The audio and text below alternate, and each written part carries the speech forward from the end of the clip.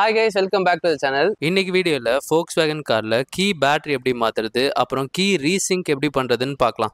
உங்கள் car key battery எப்படி work ஆகலன்னு தெரிஞ்சுக்கலாம்னா நீங்கள் பட்டன் அழுத்தும் போது மேலே இருக்க லைட் எரியலைன்னா பேட்டரி இல்லைன்னு அர்த்தம். நிறைய பேர் கார் கீ பேட்டரியை ஷோரூமில் போய் மாற்றுறாங்க. ஸோ இந்த வீடியோவில் சிம்பிள் ஸ்டெப்ஸில் எப்படி மாற்றுறதுன்னு பார்க்கலாம். கார் கீ பட்டன் அழுத்துனீங்கன்னா சாவி வெளில வரும். ஸோ சாவியை டேர்ன் பண்ணி இந்த கேப்பில் நீங்கள் கையை விட்டு லைட்டாக புஷ் பண்ணிங்கன்னா ஓப்பன் ஆகிடும். பேட்டரி கவரை ஓப்பன் பண்ணதுக்கப்புறம் ஒரு சேஃப்டி பின் எடுத்துக்கோங்க. ஒரு சின்னதாக ஒரு ஹோல் இருக்கும் இந்த பின்னை விடுற மாதிரி. அதில் நீங்கள் விட்டு புஷ் பண்ணிங்கன்னா பேட்டரி வெளியில் வந்துடும்.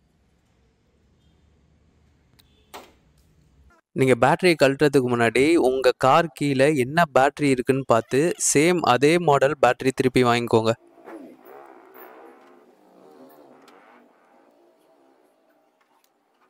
பேட்டரியை கார் கீழே இந்த மாதிரி வச்சுருங்க. பாசிட்டிவ் மேலே இருக்க மாதிரி. அப்புறம் லைட்டாக ஒரு ப்ரெஸ் பண்ணிங்கன்னா லாக் ஆகிடும். பேட்டரி போட்டதுக்கப்புறம் கவர் எடுத்து ஒரு கிளிக் சவுண்ட் கேட்குற வரைக்கும் ப்ரெஸ் பண்ணுங்கள். புது பேட்டரி போட்டதுக்கப்புறம் நீங்கள் பட்டன் அழுத்தும் போது ரெட் லைட் எரிஞ்சதுன்னா நீங்கள் போட்ட பேட்டரி ஒர்க் ஆகுதுன்னு அர்த்தம். இப்போ கார் கீ ஒர்க் ஆகுதான்னு பாருங்கள். ஒர்க் ஆச்சுன்னா உங்கள் வேலை முடிஞ்சுது. அப்படி இல்லைன்னா கீயை எப்படி ரீசிங் பண்ணுறதுன்னு இப்போ பார்க்கலாம். சாவியை வச்சு ஃபஸ்ட்டு காரை லாக் பண்ணிக்கோங்க.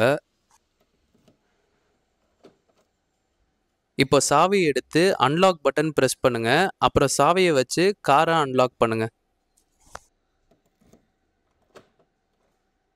அவ்வளோதான், உங்கள் ரீசிங் ப்ராசஸும் முடிஞ்சிடுச்சு. இப்போ நீங்கள் சாவியை நார்மலாக யூஸ் பண்ணிக்கலாம். இந்த வீடியோவில் எது பிடிச்சிருந்தது பிடிக்கலன்னு கண்டிப்பாக கமெண்ட் செக்ஷனில் சொல்லுங்கள். இதுக்கப்புறம் அடுத்த வீடியோவில் பார்க்கலாம்.